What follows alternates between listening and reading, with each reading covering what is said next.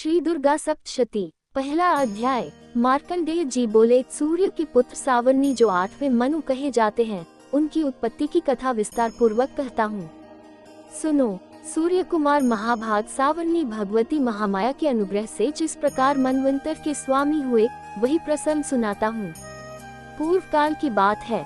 स्वारोचिष मनवंतर में सुर्त नाम के एक राजा थे, जो चित्रवंश में उत्पन्न रहे थे। उनका समस्त भूमंडल पर अधिकार था।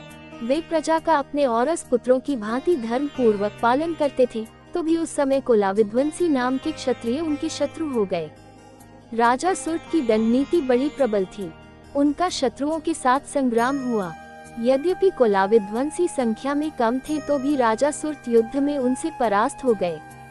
तब वे युद्धभूमि से अपने नगर को लौट आए और केवल अपने देश के राजा होकर रहने लगे। किंतु वहाँ भी उन प्रबल शत्रुओं ने उस समय महाभाग राजा सुर्त पर आक्रमण कर दिया। राजा का बल क्षीण हो चला था, इसलिए उनके दुष्ट, बलवान एवं दुरात्मा मंत्रियों ने वहाँ उनकी राजधानी में भी राजकीय सेना और खजाने को हथिया लिया। सुर्त का प्रभुत्व नष्ट हो चुका था, इसलिए वे शिकार खेलने के बहाने घोड़े पर सवार हो वहाँ से अकेले ही एक घने जंगल में चले गए। वहाँ उन्होंने विप्रवर मेधा मुनि का आश्रम देखा, जहाँ कितने ही हिंसक जीव परम शांत भाव से रहते थे। मुनि के बहुत से शिष्य उस वन की शोभा बढ़ा रहे थे। वहाँ जाने पर मुनि ने उनका सत्कार किया और वे उन मुनिश्रेष्ठ के आश्रम पर इधर उधर विचरते हुए कुछ काल तक रहे। फिर ममता से आकृष्टचित होकर वहाँ इस प्रकार चिंता करने लगे, पूर्व काल में मेरे पूर्वजों ने जिसका पालन किया था, वही नगर आज मुझसे रहित है। पता नहीं मेरे दुराचारी भृत्यगण उसकी धर्म पूर्वक रक्षा करते हैं या नहीं। जो सदा मद की वर्षा करने वाला और शूरवीर था, वह मेरा प्रधान हाथी अब शत्रुओं के अधीन होकर न जाने किन भोगों को भोगता होगा। जो लोग मेरी कृपा, धन और भोजन पाने से सदा मेरे पीछे पीछे चलते थे, वे निश्चय ही अब दूसरे राजाओं का अनुसरण करते होंगे। उन अपव्ययी लोगों के द्वारा सदा खर्च होते रहने के कारण अत्यंत कष्ट से जमा किया हुआ मेरा वह खजाना खाली हो जाएगा। ये तथा और भी कई बातें राजा सुर्त निरंतर सोचते रहते थे। एक दिन उन्होंने वहाँ विप्रवर मेधा के आश्रम के निकट एक वैश्य को देखा और उससे पूछा, भाई तुम कौन हो? यहाँ तुम्हारे आने का क्या कारण है? तुम क्यों शोकग्रस्त और अनमने से दिखाई देते हो? राजा सुर्त का ये प्रेम पूर्वक कहा हुआ वचन सुनकर वैश्य ने विनीत भाव से उन्हें प्रणाम करके कहा, राजन, मैं धनियों के कुल में उत्पन्न एक वैश्य हूँ। मेरा नाम समाधि है। मेरे दुष्ट स्त्री पुत्रों ने धन के लोभ से मुझे घर से बाहर निकाल दिया है। मैं इस समय धन, स्त्री और पत्रों से वंचित हूँ। मेरे विश्वसनीय बंधुओं ने मेरा ही धन लेकर मुझे दूर कर दिया है, इसलिए दुखी होकर मैं वन में चला आया हूँ। यहाँ रहकर मैं इस बात को नहीं जानता कि मेरे पुत्रों की, स्त्री की और स्वजनों की कुशल है या नहीं। इस समय घर में वे कुशल से रहते हैं अथवा उन्हें कोई कष्ट है। वे मेरे पुत्र कैसे हैं? क्या वे सदाचारी हैं अथवा दुराचारी हो गए हैं?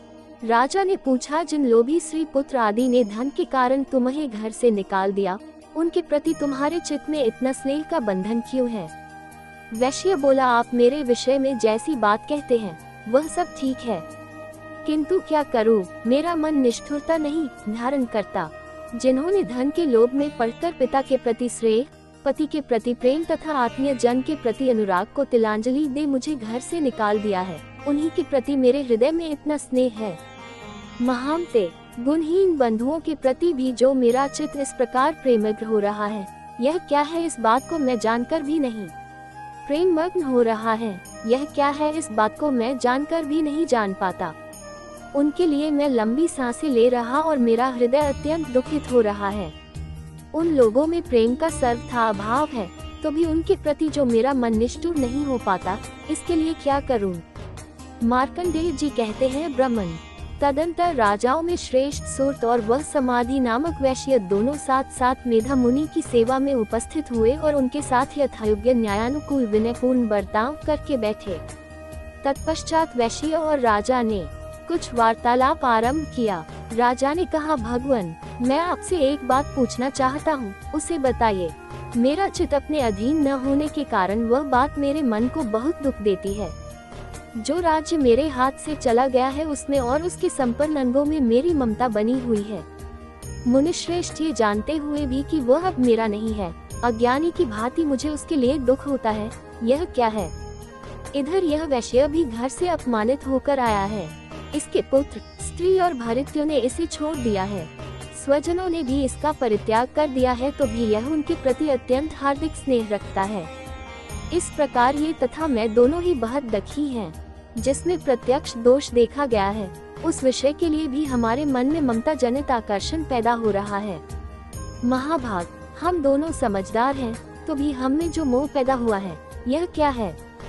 विवेक शून्य पुरुष की भांति मुझमें और इसमें भी यह मूलतः प्रत्यक्ष दिखाई देती है।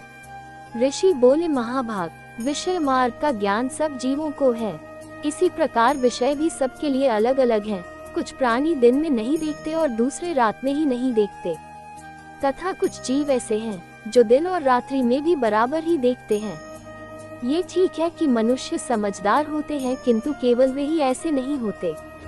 पशु, पक्षी और मृग आदि सभी प्राणी समझदार होते हैं।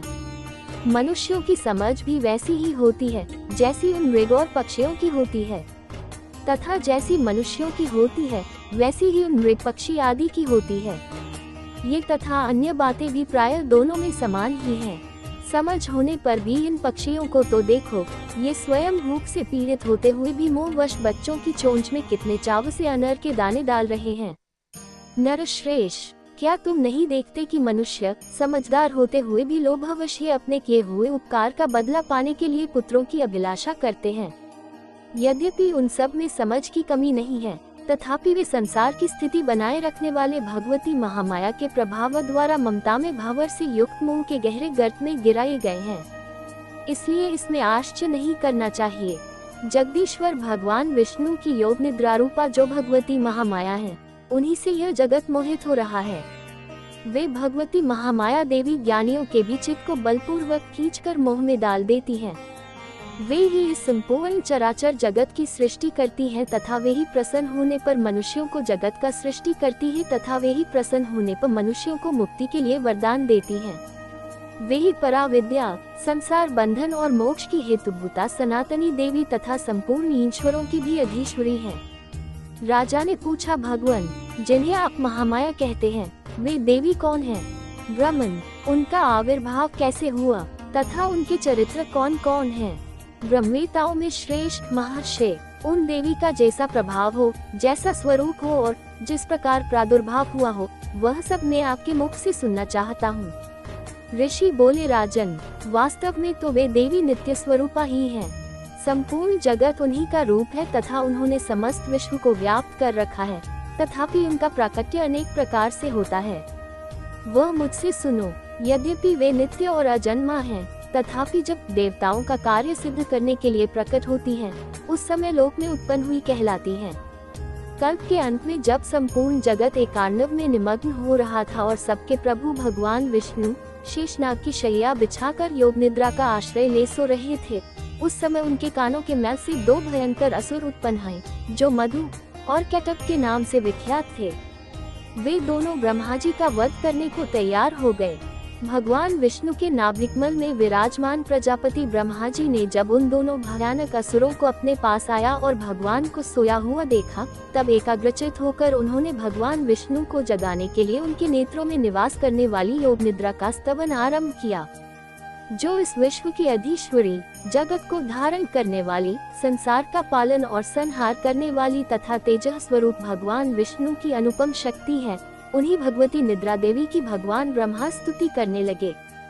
ब्रह्मा जी ने कहा, देवी, तुम ही स्वाहा, तुम ही स्वधा, तुम ही विष्कार हो, स्वर भी तुम्हारे ही स्वरूप है।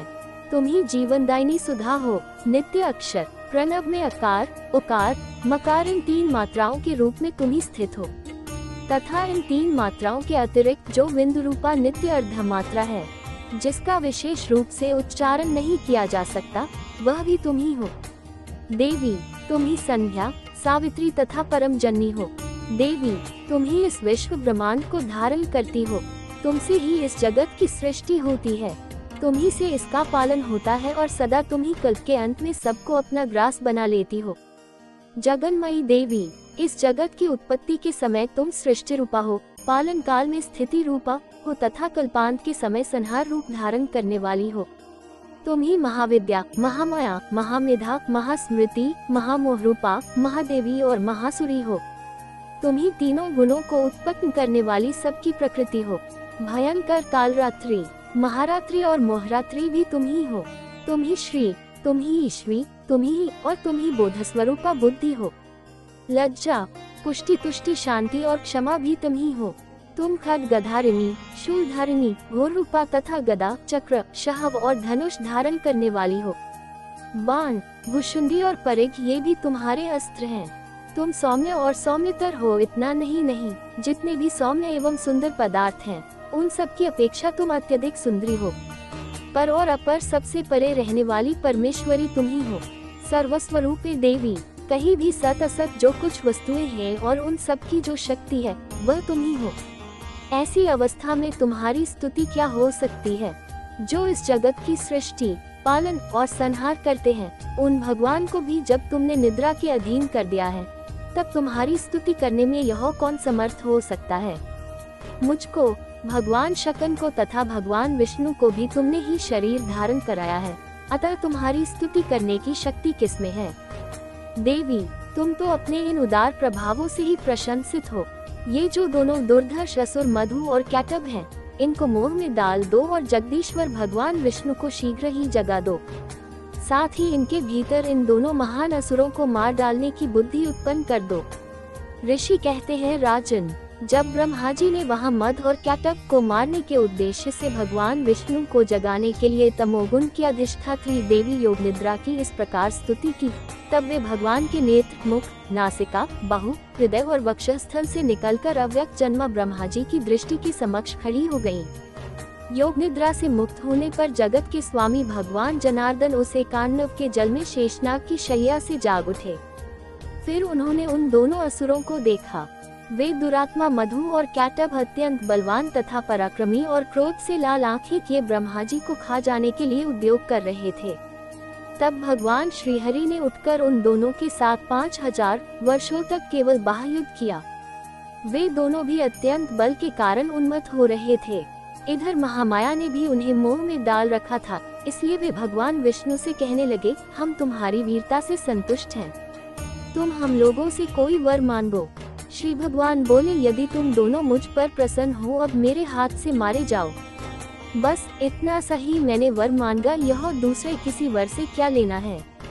ऋषि कहते हैं, इस प्रकार धोखे में आ जाने पर उन्होंने संपूर्ण जगत में जल ही जल देखा।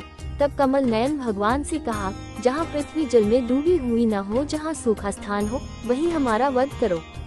ऋषि कहते हैं, तब तथास्तु कहकर शंख, चक्र और गदा धारण करने वाले भगवान ने उन दोनों के मस्तक अपनी जाग पर रखकर चक्र से काट डाले। इस प्रकार ये देवी महामाया ब्रह्मा जी की स्तुति करने पर स्वयं प्रकट हुई थी। अब पुनः तुमसे उनके प्रभाव का वर्णन करता हूँ, सुनो। इस प्रकार श्री मार्कंडेय पुराण सावर्णिक मनवंतर की कथा के अनर्थ देवी महालय में मधु कैटभ वध नामक पहला अध्याय पूरा हुआ।